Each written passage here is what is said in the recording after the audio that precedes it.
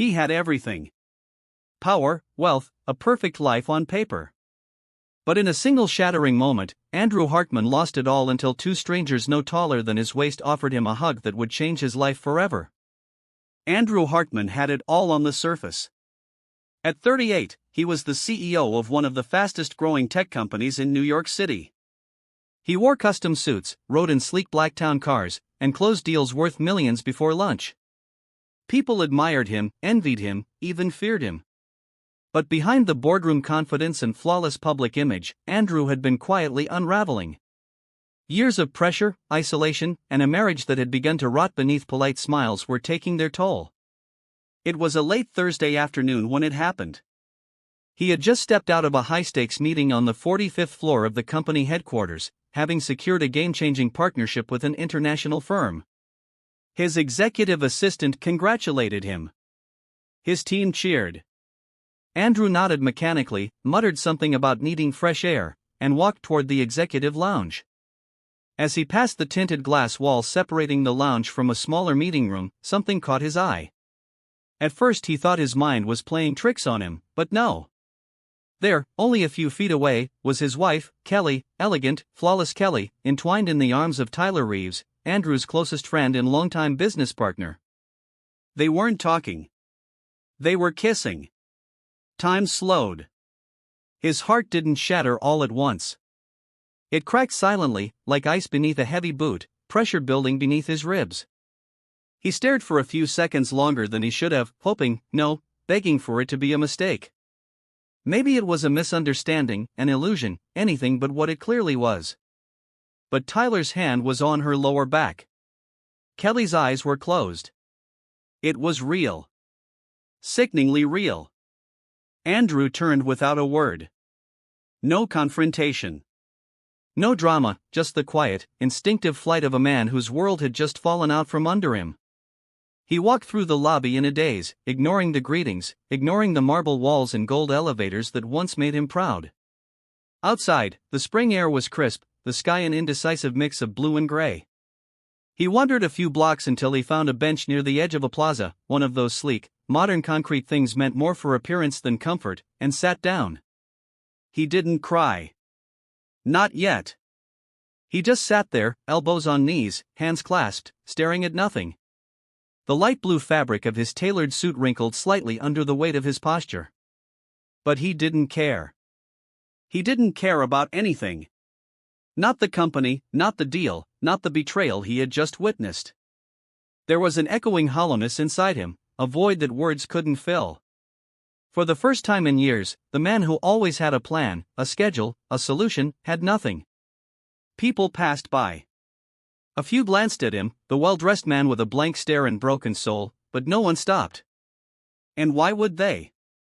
In New York, sadness was as common as traffic. Everyone had somewhere to be, someone to impress, something to chase.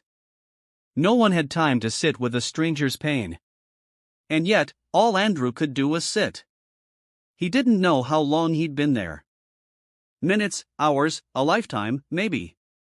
He had built empires, given TED Talks, shaken hands with presidents. But in that moment, none of it mattered. His wife had betrayed him. His best friend had betrayed him, and no amount of success could stitch back together the parts of him that had quietly started to die. The wind carried the scent of city life, hot dogs from a cart nearby, the faint whiff of gasoline, the occasional breeze from a flower stand down the street, trying to mask it all with the smell of fresh tulips. Andrew barely noticed.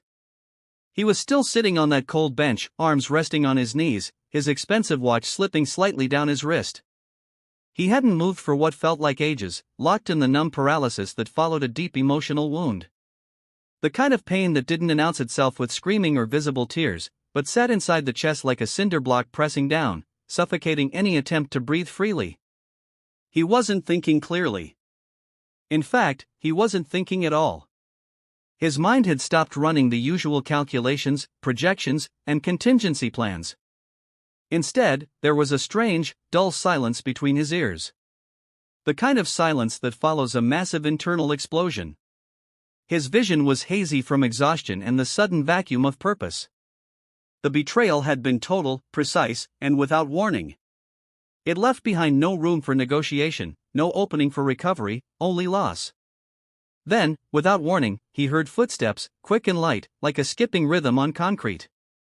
Two little girls appeared in his blurry peripheral vision.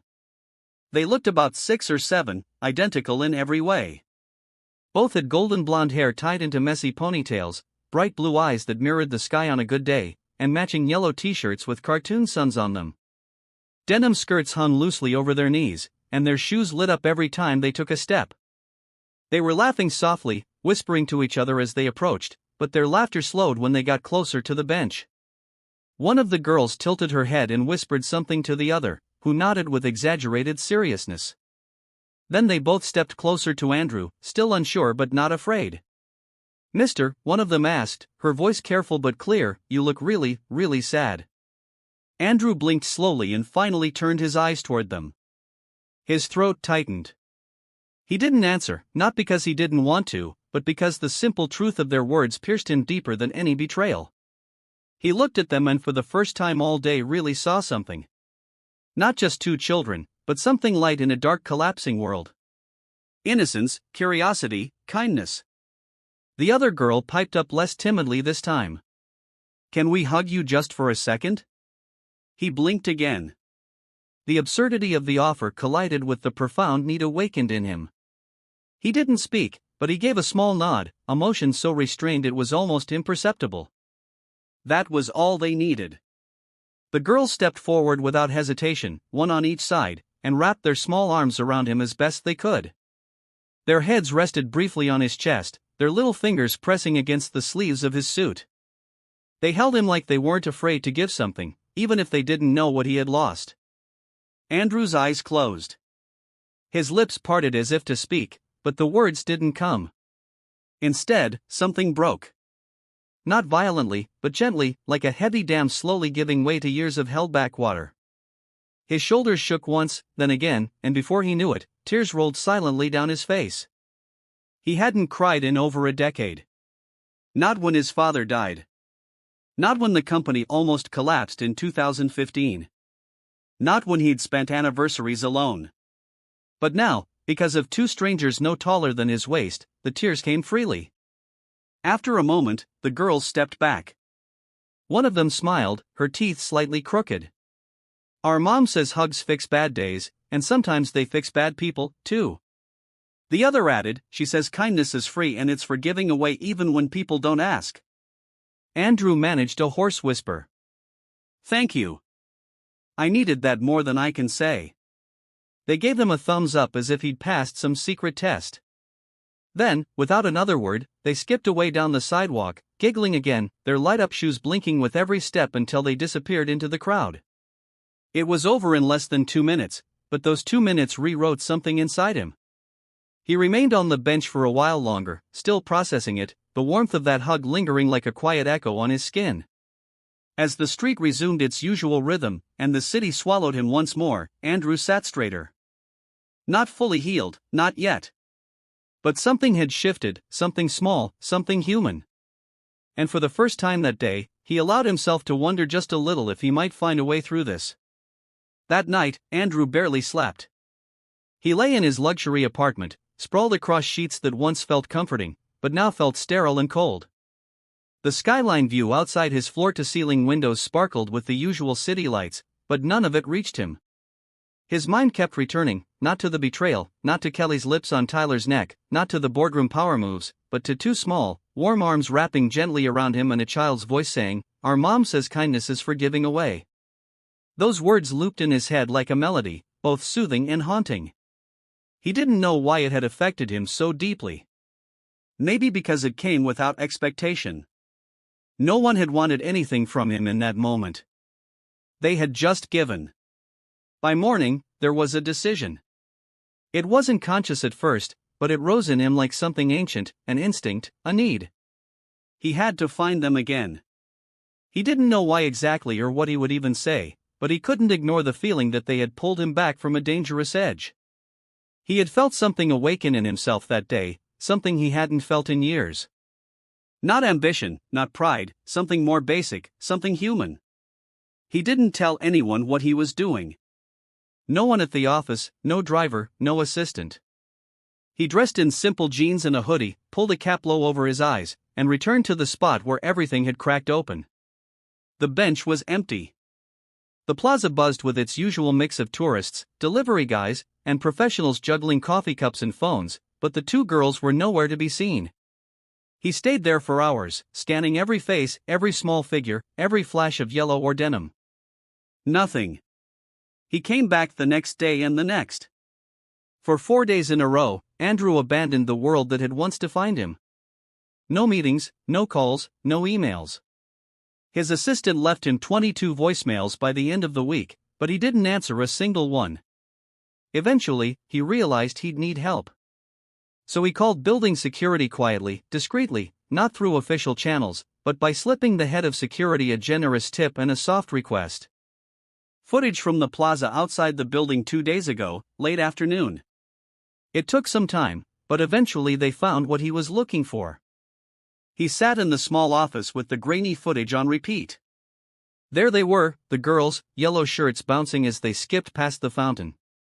They came from the direction of a small corner park a few blocks east. Then after hugging him, they walked off toward a quiet residential neighborhood Andrew barely knew existed. That was all he needed. He started going to the park every day. Sometimes in the morning, sometimes late afternoon, hoping to catch a glimpse. He brought coffee from a small vendor nearby, something he hadn't done since his 20s. He watched kids playing, parents chatting on benches, and older women walking small dogs. Time slowed in that park. There was no stock ticker, no pressure, just laughter, grass stains, and kites.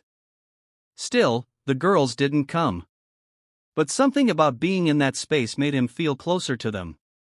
It reminded him of what he was looking for, even if he didn't yet have the words.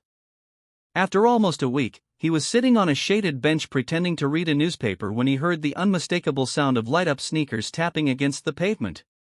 He glanced up carefully, cautiously, and there they were, the same girls, identical as before. One was carrying a backpack covered in stickers. The other was eating a melting red popsicle, half of it dripping down her hand. They were walking with a woman. Andrew's breath caught in his throat. She wasn't what he expected.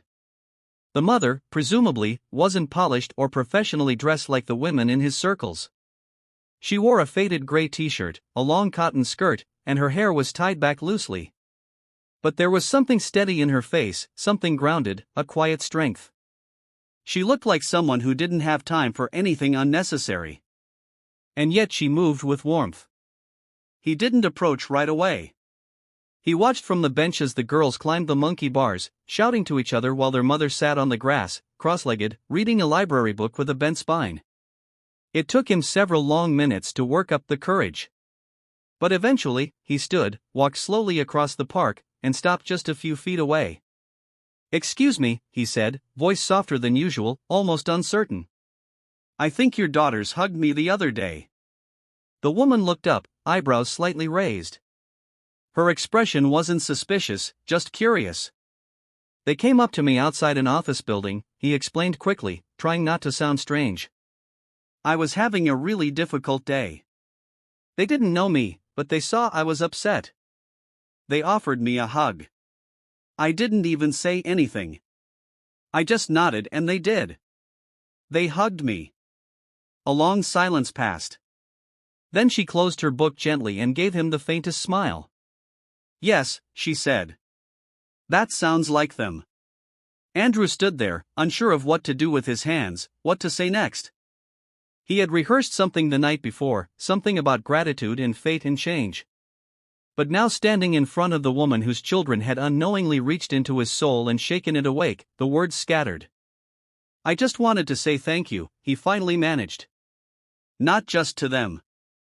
To you, because I know that kind of kindness doesn't come from nowhere."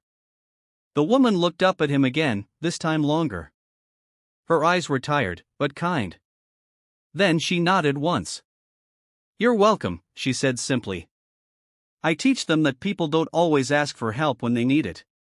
And that kindness doesn't have to wait for an invitation." Andrew felt something loosen in his chest again, less painful this time, more like a knot slowly untying. He sat down in the grass a few feet away, uninvited but not unwelcome. The girls saw him and waved. He waved back. For a moment, there was no business, no betrayal, no cold luxury apartment with its untouched wine glasses and echoing silence. There was just a man, a mother, and two girls in a park beneath the hum of city traffic and the rustling of leaves in the breeze. Andrew didn't expect to come back the next day, but he did. And the day after that, each time it felt a little less like searching and more like returning to a place that quietly started to matter. The park became his new ritual, a sacred interruption in a life that once ran on deadlines and percentages. There was no grand invitation, no scheduled meeting, just a silent understanding between him and the woman named Maggie that he could sit nearby, sometimes talk, sometimes not, and that would be enough. He learned her name on the third day. She said it casually, brushing a strand of hair behind her ear as she pulled crackers out of a zippered lunch bag for the girls. "I'm Maggie, by the way," she had said, not looking at him directly, but with a tone that made it clear she was opening a small door. He had smiled awkwardly and replied, "Andrew," as if it were the first time in his life his name didn't carry a business title behind it. The girls, Emma and Lily, seemed to remember him clearly. They called him the benchman for a while and Andrew didn't correct them. The nickname felt strangely perfect. He watched them run and play and laugh with the kind of freedom that felt foreign to him. At first, he didn't talk much to Maggie. He mostly listened. She spoke about simple things, school fundraisers, how the twins argued over bedtime stories, the art of stretching groceries to last an extra day. But every now and then, a piece of her story would slip through like a thread loosening from fabric. He found out her husband had been a firefighter. His name was Daniel. He had died 3 years earlier trying to rescue a child from a burning apartment. The little boy lived. Daniel didn't. She didn't tell it like a tragedy. Not in the way people usually do when they want sympathy. She said it like a fact of life, hard and unmoving. There was sorrow in her voice, but it wasn't bitterness. It was love that had learned how to grieve quietly. Andrew listened more carefully than he ever had in boardrooms. There was something grounding about Maggie, the way she never exaggerated or minimized anything. She didn't sugarcoat reality, but she also didn't dwell on pain longer than necessary. Her strength wasn't loud. It was the kind that built itself from necessity like a bridge made of worn but reliable wood. She worked 2 jobs, one as a substitute teacher, another at a bookstore a few evenings a week. Most of her money went to rent and food. The girls wore hand-me-down clothes and didn't own tablets or designer sneakers, but they smiled like they had everything they needed. Andrew found himself mesmerized by it, not out of pity, but from something closer to awe. He had spent years accumulating things, cars, real estate, watches worth more than most people's annual salary, and yet he couldn't remember the last time his home had felt as full as the blanket the girls sat on while eating peanut butter sandwiches. There was something about the way Maggie folded their napkins, how she never interrupted them when they talked, and how she always made time to laugh, even when her eyes looked tired. It wasn't just her kindness that impressed him. It was her clarity. She knew exactly what mattered and she lived by it. Over time, their conversations grew deeper. He told her about his company in vague terms at first and about the betrayal. Though he never named Kelly or Tyler, she didn't react with shock or questions. She just listened, and that silence did more for him than any advice could have. Eventually, he admitted that he hadn't really cried since that day on the bench. She smiled softly and said, "That's okay. Sometimes crying once is enough if it's the right kind of cry." One chilly afternoon, as the leaves began turning amber and the wind carried the smell of roasted chestnuts from a street vendor nearby, Andrew brought her coffee. It wasn't a gesture of romance, not yet. It was simply something that felt natural, the same way breathing did. She accepted it with a thanks that held no expectation, and they sat in silence, watching the girls chase pigeons across the lawn. For the first time in a very long while, Andrew stopped wondering what came next. He stopped calculating his place in the world and allowed himself to simply be in it. He was still healing, still lost in places. But sitting beside Maggie, who had learned to survive a broken heart without letting it define her, he began to believe that there might be something better on the other side of grief. Not perfection, not a fairy tale, just something real. And maybe, just maybe, that was enough to start again. By the time fall settled over the city in full, with its copper leaves spinning down from the trees and the air turning sharp enough to nip at your skin, Andrew had become a regular presence in Maggie's world. What began as brief park visits grew into shared lunches on worn picnic tables, spontaneous grocery runs, and eventually quiet evenings spent helping the girls with their homework at Maggie's modest apartment. It was a third-floor walk-up in a brick building with creaky stairs and walls thin enough to hear a neighbor's television at night, but it felt warmer than any penthouse Andrew had ever stepped into. The apartment didn't have expensive art or sleek surfaces. It had drawings on the fridge, a slightly lopsided bookshelf overflowing with paperbacks, and a couch that sagged just a little in the middle, but invited you to stay. Maggie apologized for the mess the first time he visited, brushing a pair of glittery sneakers out of the hallway and hiding a plate of half-eaten macaroni and cheese behind the microwave. But Andrew only smiled. He hadn't felt this comfortable in years. There was no formality in her space, no polished pretense, just life lived out loud and without apology. Something in Andrew shifted quietly during those weeks. He still returned to the office occasionally, but the place had changed for him. Or maybe he had changed. The glass-walled conference rooms and the endless rhythm of strategy sessions no longer gave him the same rush. He began turning down evening events, skipping fundraisers, and leaving early for meetings to make it to Maggie's by dinner. The company, still running like a well-oiled machine, didn't suffer. But for the first time in his adult life, he wasn't trying to climb higher. He was trying to slow down. He found himself rethinking everything. The metrics of success he once worshipped, profits, press coverage, board approvals, now felt pale compared to the joy of seeing Emma beam when she mastered her spelling list or the way Lily laughed uncontrollably when he read bedtime stories in silly voices. The girls had begun to treat him as something permanent, though no one ever said the word.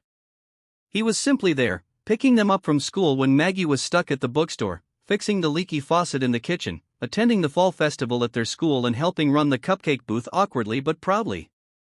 Maggie noticed the change in him, too. Though she never made a point of mentioning it, she respected his silences, his pauses, the way he sometimes stared out the window as if still sifting through the pieces of a former life. One night, after the girls had gone to sleep, and they sat together on the fire escape with mugs of tea warming their hands, she spoke quietly. "You seem lighter," she said. "Like something heavy you've been carrying isn't as heavy anymore." Andrew didn't answer right away. He was watching his breath mist in the cold air, wondering how long it had been since someone had really seen him, not just his reputation. Finally, he looked at her and said, "I think I stopped pretending." That night marked a turning point. Not in some dramatic romantic revelation, but in the steady, gentle deepening of a connection that had never been forced. It wasn't about rescue. It wasn't about fixing one another. It was about choosing to stay, to listen, to show up. And show up he did. A few weeks later, he made a quiet but irreversible decision. He called a meeting with the board of directors, not to announce a resignation, but to outline his plan to reduce his role and appoint a new CEO from within. He would remain a major shareholder, but he no longer wanted to be the face, the figurehead, the engine. It was met with surprise, some resistance, and a few raised eyebrows, but no one could argue with his track record. The company was stable. He had earned his exit. What none of them knew was that Andrew had already begun channeling his energy into something new. He created a foundation funded entirely with his own money that focused on helping single mothers, especially those widowed or struggling to balance work and parenting. He called it the Embrace Project in memory of the moment that changed everything for him on a lonely bench that day. The project provided rent assistance, childcare grants, job training, and free counseling services. It was practical, personal, and profoundly different from the high-stakes world he'd once thrived in. He didn't make a public announcement, no press release, no interviews. It wasn't about image. It was about meaning. When he told Maggie about it, she didn't say much. She just nodded, reached across the table, and squeezed his hand. That gesture said more than any speech could have. Their connection wasn't flashy. It didn't move fast. There were no grand declarations, but it was steady and built on mutual respect, on shared dinners and whispered jokes and early morning pancake disasters. The girls started calling him Andy without asking, and though it caught him off guard at first, it quickly became something he looked forward to hearing. One Saturday, as they all walked home from the park with bags of apples from a local market, Lily reached up and grabbed his hand without looking. Emma followed suit. They walked like that for blocks, Andrew in the middle, the girls chattering about Halloween costumes. Maggie walked a few steps behind, smiling to herself. Andrew looked back at her and met her eyes. He didn't say anything, but in that moment, he felt something solid beneath his feet again. He had been falling for so long. He didn't realize he had landed. And not just anywhere. He had landed in a life he never thought he could have. The morning everything unraveled again began like any other.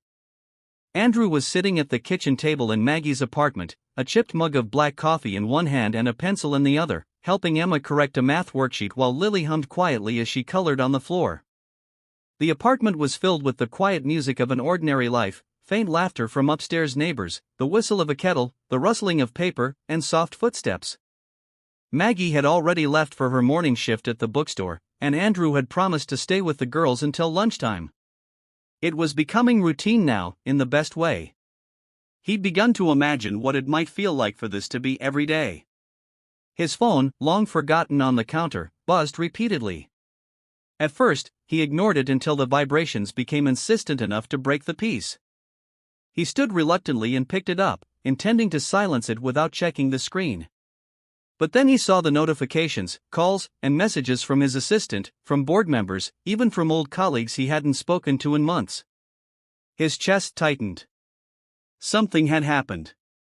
He opened one of the messages and the headline hit him like a punch to the ribs. A video, a leak. It had gone viral overnight. In the grainy clip, Kelly and Tyler sat in a dimly lit lounge whispering over wine. Their words weren't loud, but they were unmistakably clear. They were talking about Andrew, about how long it had taken to push him out, about manipulating votes on the board, about selling his shares behind his back.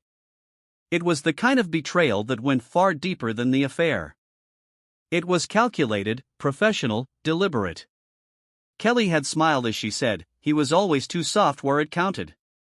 Andrew stood in the kitchen, his stomach turning cold as he listened to his former life being dissected by the two people who had once claimed to love and support him. The girls noticed something had changed and looked up with concern, but he smiled and told them everything was fine. He didn't want them to worry. Not now. Later that afternoon, when Maggie returned home, she knew something was wrong before he even spoke. She read it in the way he didn't greet her with his usual smile, in the way his fingers tapped anxiously on the table. She asked no questions at first, letting him sit with it, and only after the girls were asleep did he finally show her the video. She watched it silently. When it ended, she simply turned to him and said, "I'm sorry." Andrew nodded, but there was no real anger in his eyes. Not the kind he might have expected from himself a year ago. There was disappointment, yes, a deep ache, but no rage. He was tired of letting pain be the compass. He had spent so long trying to outrun betrayal, trying to drown it with work or hide it behind luxury, and now that it had resurfaced so publicly, all he could feel was clarity. He had already left that world. They had taken nothing from him that still mattered. Over the next few days, the scandal spread across the business media. Everyone wanted a comment, reporters, shareholders, rivals. But Andrew gave none. Instead, he met with his legal team and handed over every shred of evidence.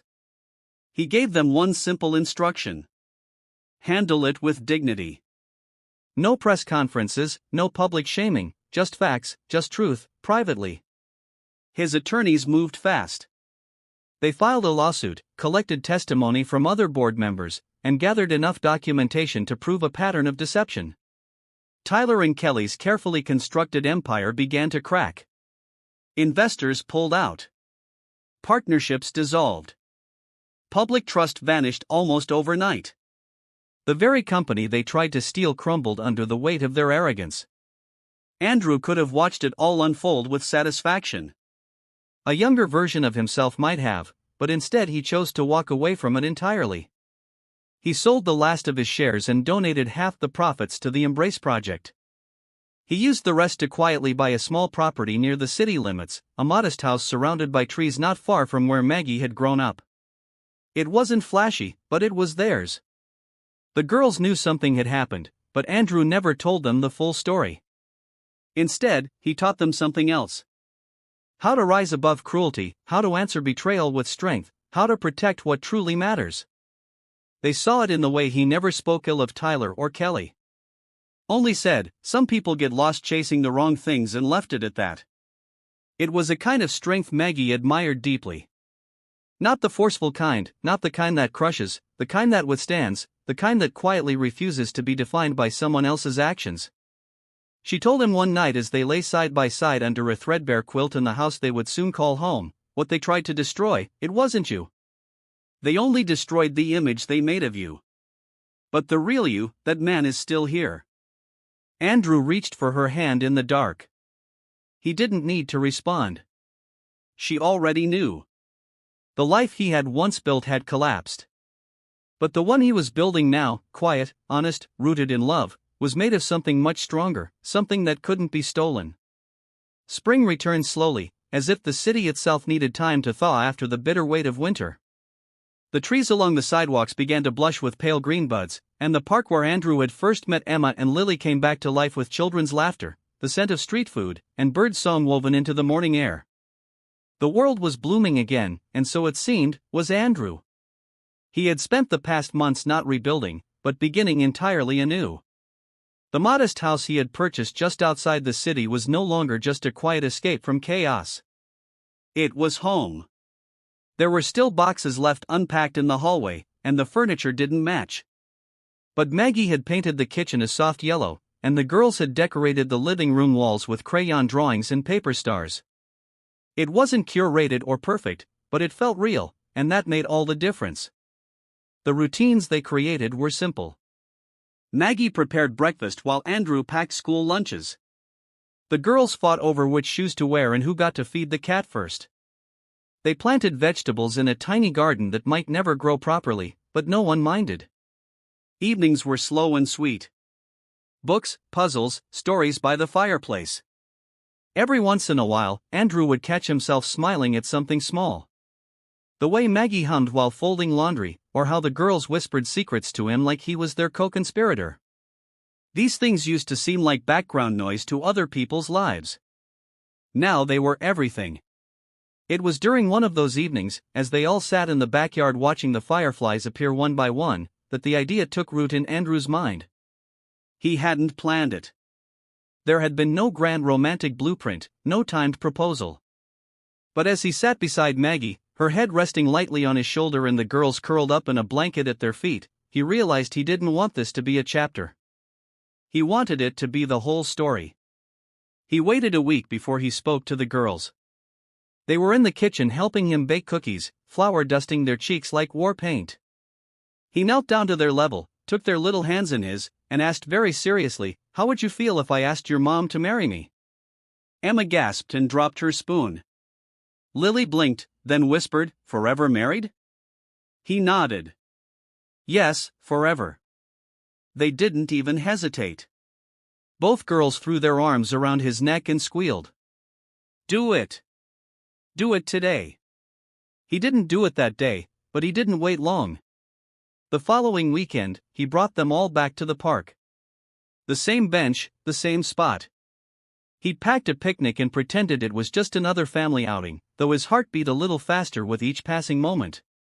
Maggie had worn her hair down, and the breeze kept blowing strands across her face. She laughed and tucked them behind her ears, unaware of the ring box in Andrew's pocket. After the girls ran off to chase a balloon vendor at the far end of the path, Andrew turned to Maggie. They sat in a familiar silence, the kind that had become more meaningful than any small talk. He reached into his coat, pulled out the box, and placed it gently in her hand without a word. She looked at it, then at him, a hint of disbelief flickering in her eyes. "Andrew," she began, but he shook his head softly. "I don't have a speech," he said. "I don't have the right words. I just know that everything good in my life begins with you. And I want to build the rest of it with you. With you and the girls, not as a visitor, as family." Her hands trembled slightly as she opened the box. The ring was simple. No diamonds the size of cities. No elaborate setting, just a gold band with a small sapphire in the center, the exact shade of blue as her daughter's eyes. For a moment, she didn't say anything. Then she smiled, tears quietly gathering in the corners of her eyes, and nodded. "Yes," she whispered. "Yes." The girls returned seconds later, squealing in excitement as if they had known all along. Emma shouted, "Are we getting married, too?" And Lily added, "Can we have cake today, even if it's not the wedding yet?" Maggie laughed through her tears, and Andrew wrapped his arms around all three of them in one embrace, holding tightly to the moment as the city moved around them, unaware that something extraordinary had just unfolded on an ordinary bench. There was no applause, no orchestra, no headline, just a man who had once lost everything finding the courage to build again, not from power or wealth, but from love, trust, and a little bit of everyday magic, all brought to you by Millionaire in Love. The wedding was small. There were no velvet invitations or thousand-flower arrangements, no sweeping ballroom or tuxedoed orchestra. Instead, it was held in the backyard of the house they now shared, under a canopy of string lights that Andrew and the girls had spent an entire weekend untangling and hanging from tree to tree. The ceremony was held on a Sunday afternoon in late May, just as the garden began to bloom with lavender and daisies Maggie had planted months before. The air was filled with the scent of cut grass and something sweet from the kitchen, and the sky was one of those deep, gentle blues that seemed to promise everything would be all right. Andrew stood at the end of the makeshift aisle, his suit simple but perfectly tailored. No tie, his sleeves rolled up just enough to show he didn't mind getting his hands dirty. He wasn't nervous, only filled with a calm kind of reverence, as if he finally understood what it meant to be whole.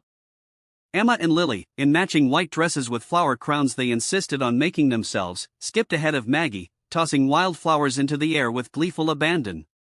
They had taken their roles as flower girls with immense seriousness, though their choreography dissolved into giggles halfway down the aisle. Maggie followed, barefoot on the grass, wearing a long flowing dress the color of warm sand. Her hair was curled loosely, pinned back with tiny sprigs of baby's breath. She looked radiant, not in the way that photographers chase, but in the way people do when they've chosen joy, even after pain. When she reached Andrew, she took his hands without hesitation, as if they had always belonged there. Their vows were not traditional. They were handwritten and a little clumsy in places, but they were real. Andrew promised to be her partner, not her savior. Maggie promised to walk beside him, not behind. The girls stood nearby, grinning wildly, and when it came time to say, "I do," they shouted it before the adults could speak. Afterward, they celebrated with grilled food, music from an old speaker, and stories shared around a fire pit as the sky faded into lavender and stars. Friends from Maggie's school came. Neighbors brought pies and lawn chairs, and someone brought a guitar that was passed from hand to hand until the night was full of soft singing and laughter. No one took photos for social media. No one posted hashtags. It wasn't for the world. It was for them, all brought to you by Millionaire in Love. In the months that followed, the house continued to fill with life. Not the noisy chaos of disruption, but the deep rhythmic pulse of belonging. Andrew embraced fatherhood not as a replacement for what the girls had lost, but as a new kind of presence. He learned how to braid hair badly, how to mediate arguments over bedtime songs, how to repair dollhouse furniture with glue and infinite patience. Emma would crawl into his lap without warning and fall asleep with her cheek against his chest. And Lily began calling him Dad when she thought no one was listening. The first time she said it aloud over breakfast while asking him to pass the syrup, Andrew nearly dropped the plate in his hands. But he didn't correct her. He just smiled and said, "Sure, sweetheart." Maggie returned to teaching full-time, and Andrew, true to his promise, focused on his foundation. The Embrace project grew slowly but steadily, helping families across the city with real, tangible support. He often visited the centers they funded, sometimes reading to children in after-school programs or helping renovate donated housing. People were always surprised to see him there. This man who used to be on the cover of Forbes now hammering shelves into a classroom wall or sitting cross-legged in a circle of kids talking about empathy. But Andrew didn't need to be impressive anymore. He just needed to be useful. There were hard days, of course. Nights when grief still came for Maggie in unexpected waves and mornings when Andrew would wake from dreams of boardrooms and betrayal, sweating in the dark. But they faced those days together. They learned how to listen without needing to fix everything. How to give each other space and strength in equal measure. Their love wasn't built on fantasy. It was built on resilience, trust, and the quiet understanding that life wasn't about returning to what once was. It was about creating what could still be. One evening, almost a year after the wedding, the four of them sat on the same park bench where everything had started. The girls were older now, taller, their conversations more curious and complex, but they still clung to Andrew's arms as if he were their favorite playground.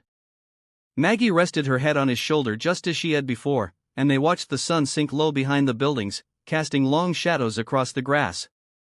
Andrew looked around at the place that had once held his greatest sorrow and now held his greatest peace. He thought about who he had been, lonely, hollow, lost, and who he had become, not because someone saved him, but because someone saw him, because two little girls offered him a hug when he needed it most. Because kindness, when freely given, has a way of rewriting destinies. And in that moment, surrounded by the laughter of his daughters and the quiet breath of the woman who taught him how to love again, he finally understood the bench hadn't just been a place to sit. It had been a beginning, a doorway, a promise. And the promise had come true, all brought to you by Millionaire in Love.